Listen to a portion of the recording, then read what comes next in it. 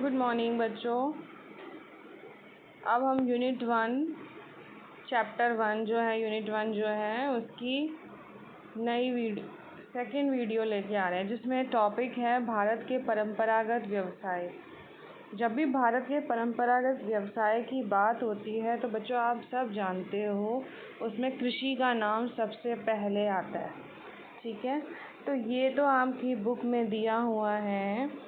इसमें हम कृषि के साथ साथ जो अन्य व्यवसाय हैं परंपरागत, जो ट्रेडिशनली फैमिलीज़ में ट्रांसफ़र होते गए, एक परिवार एक जनरेशन से दूसरी जनरेशन में फिर तीसरी जनरेशन में, उनके बारे में भी पढ़ेंगे। जैसे हैंडीक्राफ्ट, हस्तशिल्प, ठीक है, हस्तकला, शिल्पकला, चित्रकारी, इन सब के बारे में भी पढ़ेंगे। ठीक है, ये जो जितनी पिक्चर्स दी हुई हैं आपकी एनसीईआरटी में, ये सारे परंपरागत व्यवसाय की हैं। पत्थरों पर जो क्राफ्ट करने का काम है, मूर्ति कला, ठीक है।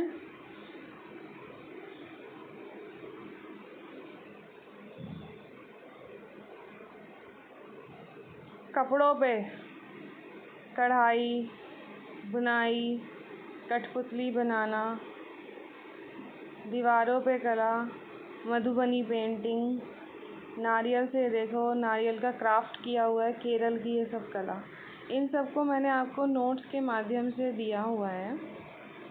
ठीक है, नोट्स पे चलते हैं।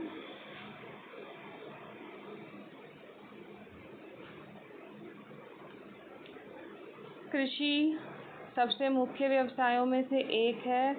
70% गांव के लोग कृषि क्षेत्रों में ही रहते हैं। क्यों रहते हैं? क्योंकि उनका रोज़गार वहीं से चलता है, यानी कि लाखों लोग हमारे देश के, ठीक है, 135 करोड़ की जनसंख्या है जो, उसमें से 70% पीपल कृषि क्षेत्रों में रहते हैं। ठीक है, आगे हैं, नकदी फसल उगाने में उन्हें बहुत फ़ायदा होता है। नकदी फसल क्या होती है? नगद पैसों से, कैश क्रॉप्स भी बोलते हैं इंग्लिश में, कि जो उन्होंने उगाया, जैसे सब्जियां हो गई, और तुरंत की तुरंत वो शहरों में जाते हैं, गांव से निकलते हैं और वो बिक जाती हैं। ठीक है, आर्थिक महत्व वाली फसलें उगाने में भी बहुत फ़ायदा होता है। असम में चाय की खेती, इलायची, क्योंकि ये थोड़ा महंगी बिकती हैं। ठीक है, मछली पकड़ना भी एक महत्वपूर्ण व्यवसाय है। ठीक है, जिन इलाकों में कृषि नहीं होती और समुद्री इलाकों में उनका मुख्य व्यवसाय मछली पकड़ना हो जाता है। हस्तशिल्प, ये कुछ पॉइंट्स आप लोग याद रखेंगे कृषि में। इसके बाद हम हैंडीक्राफ्ट, हस्तशिल्प पे चलते हैं।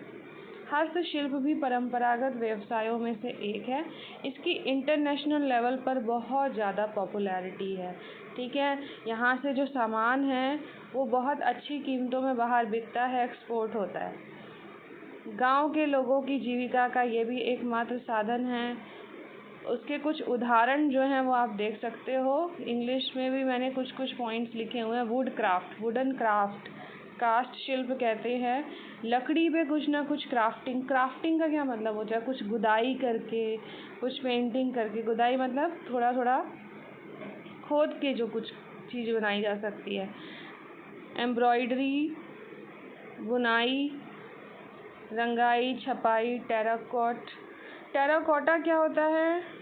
जब ये जो लाल रंग की मिट्टी के पकाए हुए जो बर्तन होते हैं, ईंटें होती हैं, उन पे अलग तरह की खुदाई होती है। ठीक है, उनसे मूर्तियाँ बनाना, उसको टेराकोटा के नाम से जाना जाता है।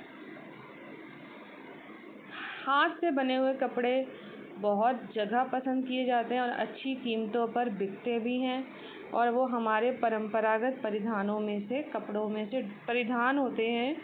रेडीमेड ड्रेसेस, ठीक है, उनमें से एक होते हैं, जैसे कि साड़ियाँ।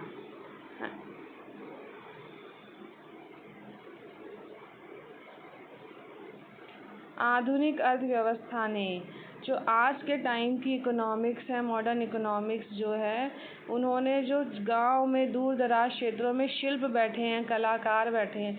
शिल्प क्या करते हैं? यही काम करते हैं, बुनाई का, क्राफ्टिंग का, अपने हाथों की कला, अपने कौशल का इस्तेमाल करते हैं। उसको दूर दराज के क्षेत्रों में इंटरनेशनल लेवल पे दूसरे देशों तक पहुंचाया है, वैश्विक बाज़ार तक उसको पहुंचाया है।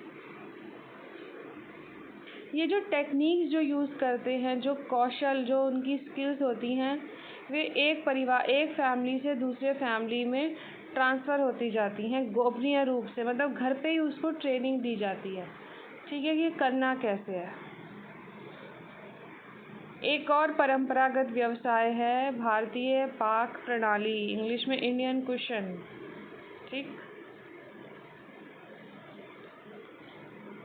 भारत में जो भी कुछ भी खाने की अलग अलग प्रकार की चीज़ें बनती हैं, उसमें सबसे ज़्यादा रोल किसका होता है? भारतीय मसालों का। और उसकी अच्छी कीमत विदेशों में मिलती भी है, ठीक है। और ये बहुत सारे लोगों की जीविका का स्रोत है। चाहे आप स्ट्रीट में बिकने वाला छोला भटूरा, मुंबई का पाव भाजी, कुछ भी ले लो, ठीक है, या 5 स्टार होटल्स तक, इंडियन क्विशन की सभी को रोजगार प्रदान करता है। चित्रण कला के बारे में, आर्ट, ठीक है, ड्राइंग, इन सब के बारे में हम थोड़ा सा पढ़ते हैं। चित्रण कला, विजुअल आर्ट जो है इंडिया में 4000 सालों से भी पुरानी है, संसार में इनफैक्ट, ठीक है। इसको ना 2 भागों में हम बांट सकते हैं, चित्रकारों और शिल्पकारों को। चित्रकार क्या होते हैं? जो सतह पर पेंटिंग करते हैं, ड्राइंग करते हैं, ठीक है, किसी भी फ्लैट सरफेस पे। और शिल्पकार क्या होते हैं? शिल्पकार थोड़ा सा खुदाई करके पेंटिंग करते हैं, क्राफ्टिंग करते हैं। जैसे ज्वेलरी मेकिंग में डिज़ाइन कैसे बनता है, हल्का हल्का उसको क्राफ्ट करके, यानी कि खोद करके कर सकते हैं हम। मिट्टी के बर्तनों पे कैसे क्राफ्टिंग होती है, ठीक है।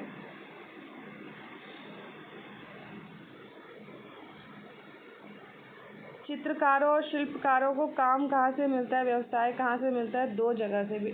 मेजरली 2 भागों में हम बांट सकते हैं। बड़े बड़े हिंदू मंदिरों में मूर्तियाँ बनाना, ठीक है, मंदिरों की जो दीवारें होती हैं उस पर पेंटिंग करना, चित्रकारी करना, या एक ज़माने में जो अलग अलग राज्यों के राजा होया करते थे, ठीक है, वो भी अपने महलों पे क्राफ्टिंग करने के लिए उनको मौका मिलता था, वहाँ पे उनके लिए व्यवसाय के अवसर हुआ करते थे।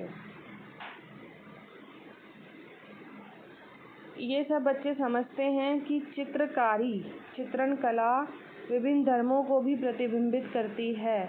यस, अलग अलग धर्मों में अलग अलग प्रकार की चित्रकारी होती है और देखी भी जा सकती है। आप मंदिरों में देख सकते हो, मस्जिद में देख सकते हो। इसको भारत की धरोहर के रूप में, यानी कि एक इम्पॉर्टेंट चीज़ के रूप में जाना जाता है। उद्यमिता के साथ साथ, उद्यमिता होता है अपना स्मॉल बिजनेस। चित्रकार अपना काम भी शुरू कर सकते हैं और किसी के यहाँ पे नौकरी भी कर सकते हैं। दोनों प्रकार के अवसर उन्हें मिलते हैं, ठीक है बच्चों।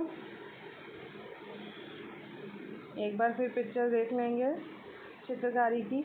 तो आपको क्या करना है, एग्ज़ाम में कुछ ये पॉइंटर्स ही याद करने हैं जो मैंने नोट्स में दिए हैं, और ये पिक्चर्स आप देख सकते हो, कोई पिक्चर आपको नहीं बनानी है, ठीक है। अब एक आपके ना NCERT बुक में ये छोटा सा एक्टिविटी दी हुई है कि आपके घर के आसपास आप सोच सकते हो, अब तो लॉकडाउन हुआ है, कि ऐसा कोई जगह है जहाँ पे लोग कोई परंपरागत व्यवसाय करते हों, ठीक है। इन चारों में से हस्तशिल्प से रिलेटेड, शिल्पकला से, चित्रकारी से रिलेटेड, या कृषि से रिलेटेड, तो सोचो, ठीक है।